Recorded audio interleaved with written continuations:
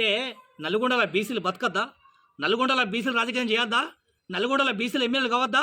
నల్గొండల బీసీలు ముఖ్యమంత్రి కావద్దా? నల్గొండల బీసీలు మంత్రులు కావద్దా? ఇవాళ కోమటిరెడ్డి బ్రదర్స్ గారికి విజ్ఞప్తి చేస్తూ ఉన్నాం. నల్గొండ మొత్తం రెడ్ల రాజకీయమా ఇది? విలమ రాజకీయమా ఇది? ఒక బీసీ నాయకుడు, ఒక ఓయి విద్యార్థి నాయకుడు, ఒక బీసీ ముద్దుబిడ్డ, ఒక బీసీ సామాజిక వర్గం పద్మశాలి సామాజిక వర్గం చెందినటువంటి కైలాష్ నేత గారు డీసీసీ అధ్యక్షుడు ఉంటే నీకు నిద్ర పడతలేదా? ఎందుకు ముఖ్యమంత్రిగా లెటర్ రాస్తా ఉన్నారు మీరు? దీని మీద ఏమన్నా కుట్రపూరితంగా మళ్ళా అధ్యక్షుని కనుక మారితే రాష్ట్ర వ్యాప్తంగా బీసీ జనాభాతో అత్యధిక జనాభాలతోని రాస్తారోకలు ఆందోళన కార్యక్రమం చేస్తామని చెప్పి ప్రభుత్వానికి డిమాండ్ చేస్తూ ఉన్నాం, హెచ్చరికిస్తున్నాం. బీసీలు రాజకీయంగా ఎదుగుతుంటే మీకు కలిగినటువంటి నొప్పి ఏమిటి?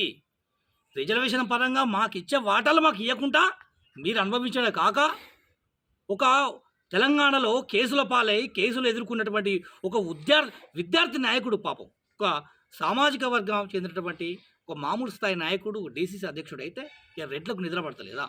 ఖబర్దార్ కోమటిరెడ్డి వెంకటరెడ్డి, బీసీ నాయకులను కనుక మీరు రాజకీయంగా ఎంకరేజ్ చేయకపోతే మీరు రాజకీయానికి పతనం పడతారని చెప్పి సందర్భంగా హెచ్చరిక ఇస్తూ ఉన్నాం.